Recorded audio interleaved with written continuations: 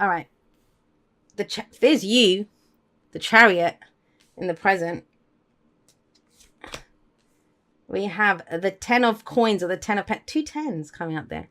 I've seen a lot of tens in the star. Shit. Oh boy. What is... I just had a look at this as well. We've got the 2 of cups coming up there at the bottom. This is something that's been coming up a lot for people. Who do we have connections with?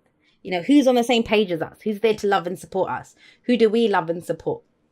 So remember that. That might be an extra message there for someone, but it's not in your actual spread. So let's get into this. We have the 10 of cups coming up as your underlying energy. What's the end game? Why are you going through all of this? What is it that you want to achieve? What's the dream, Cancer? What's the dream? Because that's what the 10 of cups ultimately is. Yeah, I know the 10s are seen as the complete. I don't actually see 10s as completions. I see 9s. 9s are, we're done. We've done everything that we can do up until that point. And then the 10 is the outcome of what it is that we've done. And then out of that beautiful outcome, or not so beautiful outcome in the 10 of swords and the 10 of wands, right? We come out with a new ace because then the cycle starts again, right? That's why I say there's never a true happily ever after, because we always want something new. We always want to create something new. Our idea of happiness changes. We want more, right? We're greedy things, human beings. Nothing wrong with that greed though. So with the 10 of cups coming up here, have a look. Blissed out dog and cat in front of the fireplace. What is your idea of this? We all have one. What is it? Now, I feel like you're being reminded to look at this because for some of you, it's changed. And for others of you, you need it. You need to remember why you're doing this when you get into this energy, the 5 of wands.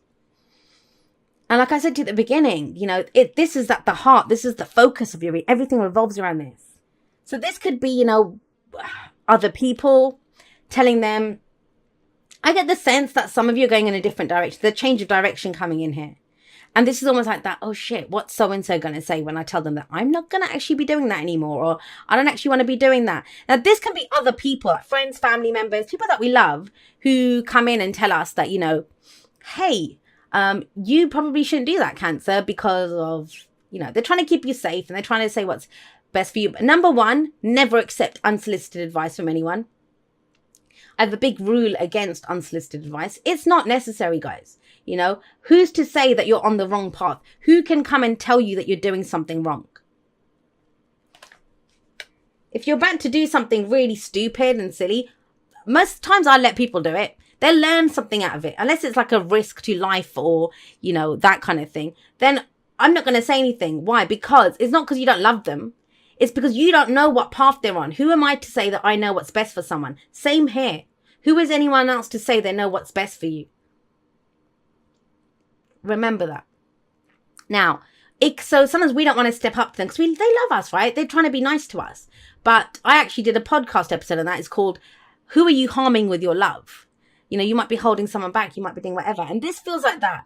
Now, it's wands. It's about creation. And it might be you're competing for stuff. This can be healthy conflict in the workplace. And I say healthy conflict. What do I mean by that? You know, competition. I'm going to get more sales than you. I'm going to do that. It can be that kind of energy. I'm not getting that though. That might be for some of you, but that's not the point here. I feel like this is more,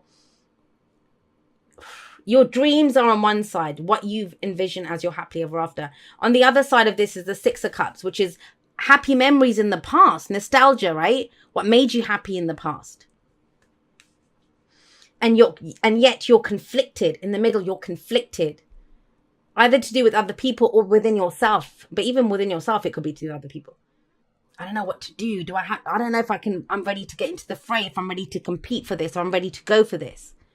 The 5 of wands, actually, as much as we say it's conflict and difficult and all the rest of it, and people that have an aversion to conflict, you know, they might see that as, oh my God, that's really difficult. But what the 5 of wands actually says is that it's not really an obstacle to you. It's more of a challenge to be overcome, to go for what you want. And if it's a challenge they want, it's the challenge they get, because we have the Chariot coming up in your present. And this is your card. And it's about, I always see, like, some people have said to me that I don't get, how can the Chariot be the card for Cancer? It seems so un-Cancerian. And I'm forever trying to get people to stop looking at signs as being fluffy. Like, people see Cancer as being a fluffy sign. Same with Libra. And some of the toughest people, some of the people that I put up with my bullshit have been Cancer and Libra. So they're not fluffy. They just have a different priority system, right? You guys have different things that you prioritize. So I always see the Chariot as this is what gets us home. This is, whatever that goal, the destination is, even if it's that job, or even if it's that £1 million, or even if it's that relationship, it's because it gives you a sense of home, right? 10 of Cups, look at that. Safety. This is my happily ever after. This is the end game. This is, the place that I feel like home. And that's why it's your card. That's how I always see the Chariot as your card. But it's about balancing head and heart to get there. You're not just going to get there. You need to jump into the Chariot. You pick what your destination looks like. Then you grab hold of those reins. You take control of the situation and you go forward. Believe it or not, Cancer. And I know I didn't really talk about the Six of Cups here, but that's the past, guys. I think you've spent a lot of time looking back over the past of when things were happier. But the past is in the past. And that's a double message coming up here with the Six of Cups here, in the past. Does that make sense? Because that's the card of the past, in the past. That's done. We're moving. We're getting the hell out of Dodge. We're moving as fast as we can towards what the new dream is. That can feel overwhelming. 5 of Wands. That can feel like, what the hell am I doing? Why is this going so fast? I know it feels like things are out of control with that 5 of Wands, but there's only one person who has the ability to control this, and that is you, Cancer. Honestly, it is. It's your card, and it's in the present, and it's underneath your happily ever after. No, I don't know who else I said this to. Was it Aries? I think I said it to Aries. No one is coming to save us. No one is coming to give us anything. But guess what? We don't bloody need them to, because we have the Chariot here. It's about you taking the actions to get to where you want to go. Not just sitting there waiting for handouts for what people will give you. No. The Chariot is a victory card because of the determination and effort that you put into this. And look at where it takes you. So you start off with this underlying energy of the 10 of Cups. This is what will emotionally make me happy. But you get the 10 of Coins coming out of this, which is, this is physical, real world, see it, feel it, touch it kind of security and stability coming in. It's amazing. Amazing. I mean, you've got the Chariot. It's got these two either side of it. This is something that has the potential to stand the test of time. It's long-term stability and security. And it's a dream. I think for some of you, it's a dream that you had for a while. It's something that you might have given up on this happening. I always see the not always, but sometimes I will see the 6 of Cups as when it comes up, especially a career reading, is I had a dream of this in the past, but I kind of gave up on it because it would be too hard to fight for it. I didn't know if I'd be able to compete for it. But it kind of feels like this week, there's a resurrection of an old dream, or an old dream gets put to rest for good because you've come up with a new one that comes up here. And it's amazing. And this is not some willy-nilly stupid little kind of, just kind of, I don't know, fleeting idea, or, oh, it'd be great if I'm on the lottery. Not like that. This is something that it will be your legacy. It's something that you want to be known by. This is what I want to leave behind. Yes, that kind of big thinking. That's what the 10 of Coins or the 10 of Pentacles is. It's commitment. It's committing to something. But can you get through this? Can you get through this, whatever, internal conflict or outer conflict, whatever it is? I mean, that's the only kind of, have a look at everything else. Amazing, beautiful. But that's what you're focused on. It's going to be difficult. Of course it's going to be difficult. But would it be worth it if it wasn't? And it depends on what you see as difficult, right? Trust me, the first time I started learning how to say no to people, I was racked by guilt. I found it very difficult. Now, I have no problem. I'll be like, nah, I ain't doing it. Because you honor yourself first. You honor your dreams first. You honor your goals first. And look at your advice. They started off by showing you what is your dream, what's the end game, why are you doing this? The advice is the Star. Healing, new beginnings coming in. It's card for Aquarius, actually. Some of you might be dealing with an Aquarius, but remember, the signs don't own the cards. They just lend their characteristics, or they lend their energies to them.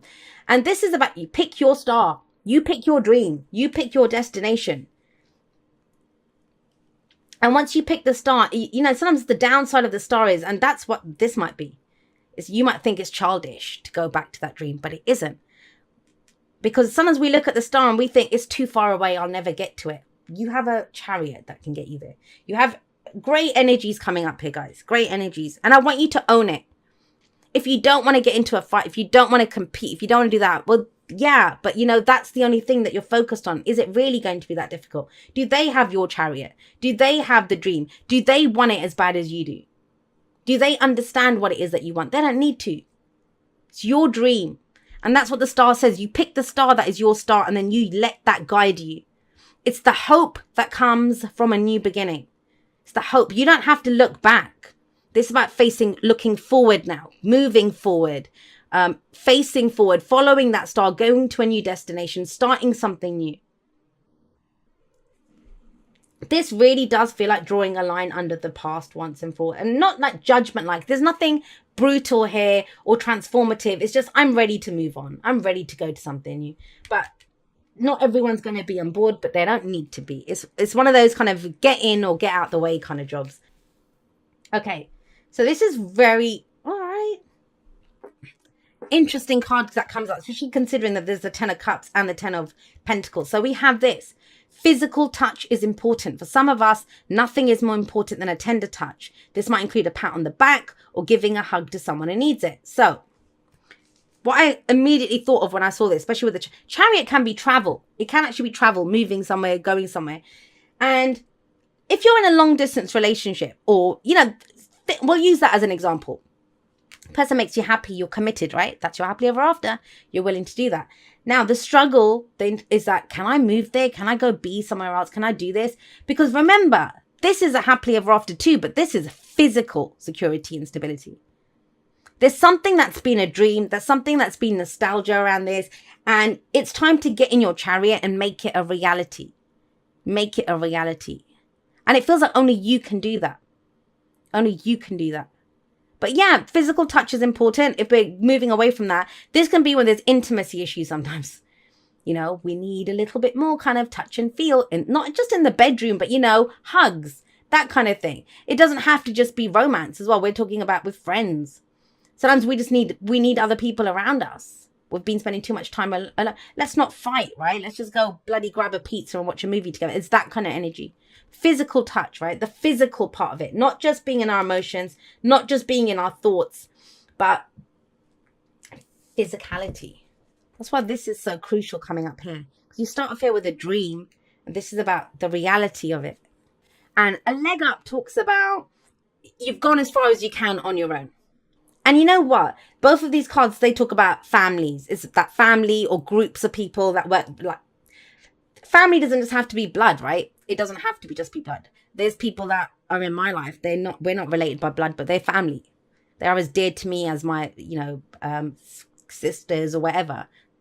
So a leg up. This is talking about, it's about bringing other people in. Why do you see it being difficult with these people? Why do you see it? Because I'm still getting that sense you can control this with this coming up.